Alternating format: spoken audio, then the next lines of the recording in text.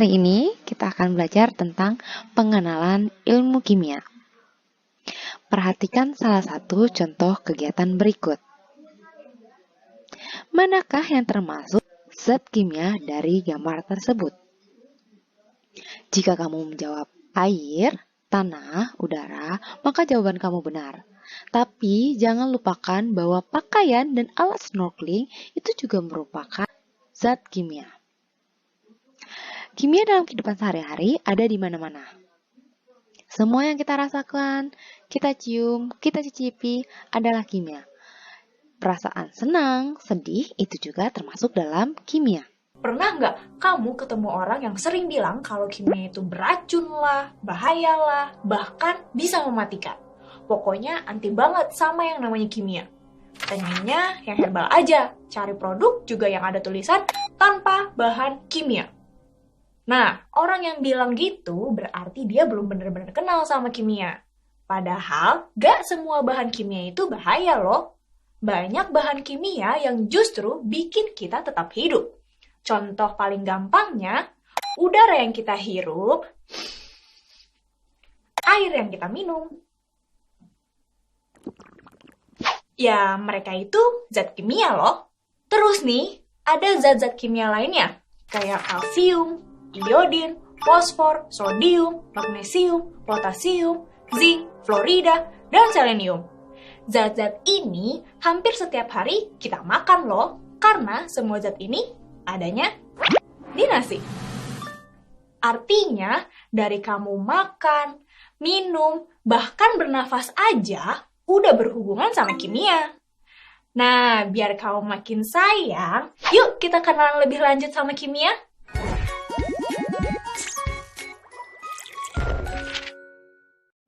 Kimia berasal dari bahasa Arab al-kimia, yang artinya perubahan materi. Istilah kimia muncul pertama kali sekitar tahun 700 sampai 778 Masehi. Pencetusnya itu Jabir ibnu Hayyan atau dikenal sebagai the father of Arab chemistry. Jabir bareng ilmuwan Arab lainnya nemuin berbagai jenis zat kayak alkohol, arsenik, asam iodida, asam sulfat, dan asam nitrat. Seiring berjalannya waktu, banyak banget penemuan-penemuan baru tentang ilmu kimia. Salah satunya terjadi di tahun 1803. John Dalton, seorang guru sekolah asal Inggris, ngajuin teori atom untuk pertama kalinya. Dari teori ini, Dalton ngejelasin kalau atom itu sebagai partikel dasar penyusun materi. Jadi, semua yang ada di sekitar kita bakal ngandung atom-atom di dalamnya. Di tahun 1800-an, ada sekitar 30 unsur kimia yang udah dikenal. Unsur itu partikel yang isinya cuma satu jenis atom. Nah, karena muncul teori atom tadi, ilmu kimia jadi makin berkembang. Banyak unsur kimia baru yang ditemuin. Jumlahnya meningkat. Dari 30 jadi 80 unsur di tahun 1900. Dan sekarang udah ditemuin lebih dari 100 unsur yang udah dikenal. Unsur-unsur kimia ini disebut materi. Materi adalah segala sesuatu yang nempatin ruang dan punya massa. Secara umum, ilmu kimia itu ilmu yang ngebahas tentang rekayasa materi. Rekayasa maksudnya ngubah suatu materi jadi materi lain. Buat ngelakuin rekayasa materi, para ahli perlu tahu dulu susunan dan struktur materinya.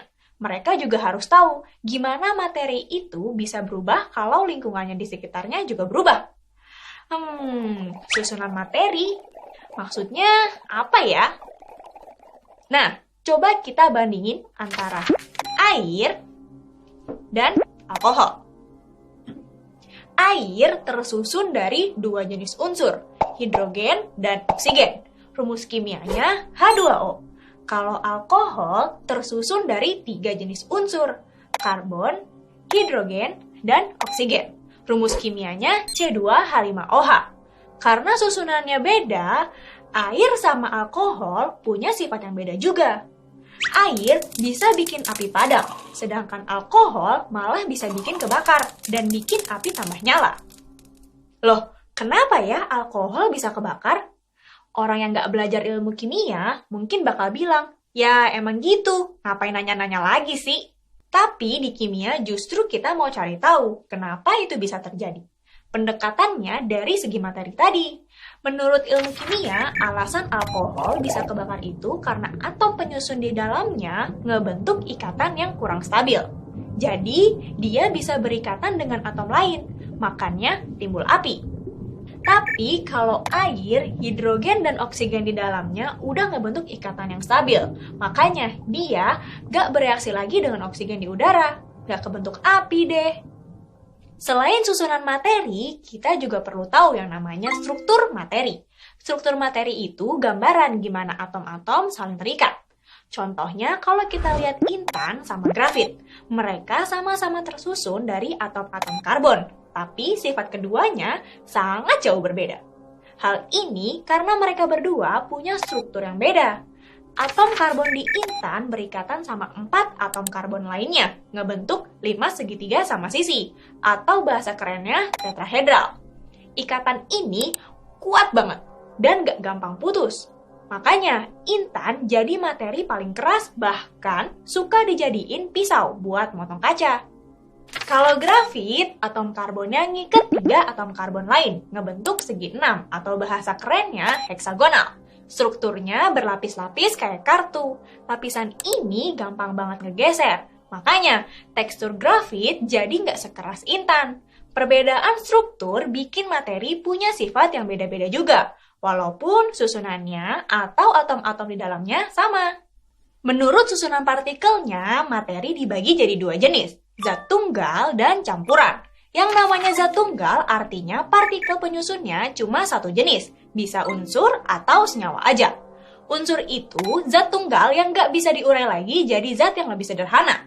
Unsur cuma tersusun dari satu jenis atom. Contohnya unsur hidrogen yang tersusun atas atom H. Terus unsur karbon yang tersusun atas atom C. Dan unsur oksigen yang tersusun atas atom O. Sedangkan senyawa itu kumpulan dari unsur-unsur. Kalau unsur-unsur penyusunnya sejenis kayak hidrogen H2, oksigen O2, atau nitrogen N2 disebut molekul unsur. Sedangkan kalau unsur penyusunnya beda jenis, misalnya air H2O atau alkohol C2H5OH, namanya molekul senyawa. Garam dapur atau NaCl yang selalu ditambahin di masakan ibu kamu, itu juga termasuk contoh dari molekul senyawa. Jenis materi yang kedua itu campuran. Campuran itu isinya gabungan zat-zat tunggal tanpa melalui reaksi kimia. Ada campuran homogen dan campuran heterogen. Campuran homogen biasanya disebut larutan. Air garam ini salah satu contoh dari campuran homogen. Kalau kamu lihat air garam, sekilas kayak air biasa doang. Tapi pas kamu minum, rasa asin dari garamnya bakal mampir di lidah kamu. Asin. Jadi, walaupun kelihatannya cuma satu bagian doang, tapi sifat komponen dalam larutannya nggak hilang atau masih tetap ada. Beda sama larutan. Dalam campuran heterogen, kita bisa lihat langsung komponen-komponen penyusunnya. Contohnya, tanah yang dilarutin dalam air. Kita bisa langsung tahu ada tanah di dalam air, nggak perlu diminum dulu. Campuran heterogen dibedain jadi 2, suspensi dan koloid. Tanah dalam air tadi contoh dari suspensi. Komponennya bisa kelihatan jelas sama mata kita, tanpa harus pakai mikroskop. Kalau koloid secara kasat mata mirip campuran homogen. Tapi pas dilihat secara mikroskopis alias pakai mikroskop, komponen-komponen penyusunnya bakal kelihatan. Makanya, koloid termasuk campuran heterogen. Contoh koloid itu ada susu, santan, dan mentega. Nah, hal yang paling penting di kimia sebenarnya perubahan materinya. Kita pasti sering banget ngelihat perubahan materi. Mau itu secara ilmiah atau buatan. Penyebab perubahan materi itu bisa karena pemanasan, pembakaran, pembusukan, atau karena dicampur dengan zat lain. Sifatnya ada yang sementara, ada juga yang permanen. Ada 2 jenis perubahan materi, perubahan fisika dan perubahan kimia. Nah, perubahan fisika inilah yang sering banget kita lihat. Perubahan ini sifatnya sementara. Di perubahan ini, nggak ada zat baru yang kebentuk. Adanya cuma perubahan wujud materi aja. Wujud zat ada yang cair, padat, dan gas. Perubahan cair ke padat namanya membeku. Contohnya pas kamu mau bikin es batu buat ditaruh di es buah. Wah, seger banget ya. Sebaliknya, dari padat ke cair namanya mencair. Contohnya es krim yang dibiarin terbuka selama berjam-jam. Bakal meleleh kan? Kalau perubahannya dari padat ke gas namanya menyublim. Contohnya pengharum ruangan yang dibiarin di ruangan terbuka. Lama-lama bakal habis. Karena dia langsung berubah atau menyublim dari padat ke gas. Sebaliknya, dari gas ke padat itu namanya deposisi. Contohnya itu peristiwa terbentuknya butiran salju. Nah, kalau gas berubah jadi cairan namanya mengembun. Contohnya butiran-butiran air yang ada di daun di pagi hari. Sebaliknya, dari cair ke gas namanya menguap. Baju kering yang kamu pakai itu hasil dari adanya penguapan. Jenis perubahan materi lainnya itu perubahan kimia atau biasa disebut reaksi kimia. Perubahan ini ditandai sama kebentuknya zat baru dan sifatnya tetap atau permanen. Contohnya kayak susu fermentasi, karatan di paku ini, dan korek api yang dibakar.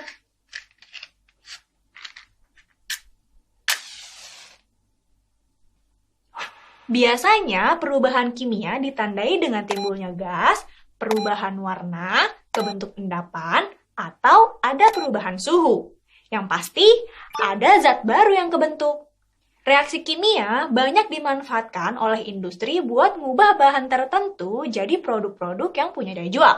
Contohnya, ngubah minyak kelapa jadi mentega. Cabang ilmu kimia ada kimia fisika, kimia organik, kimia anorganik, kimia analitik, biokimia. Hubungannya dengan yang lain tentu banyak, dengan fisika, biologi, farmasi, medisin, dan masih banyak yang lainnya. Nah, ini peranan ilmu kimia pada berikut ini bisa kamu kerjakan di rumah. Oke, sampai jumpa.